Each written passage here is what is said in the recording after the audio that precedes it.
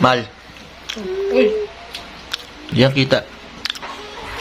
Bakit willing kang mag-bake ng cake para sa akin? Hindi lang ba dapat? Hindi, tatanong ko lang. Hindi ko rin alam eh. Masarap kasi yung ano eh. Ano yung pang showbiz na na sagutan. Yeah, sagutin mo na. Wala, gusto ko lang mag-bake kasi masarap mag-bake. Saka, gusto ko na nakikita kayong kumain ng masarap.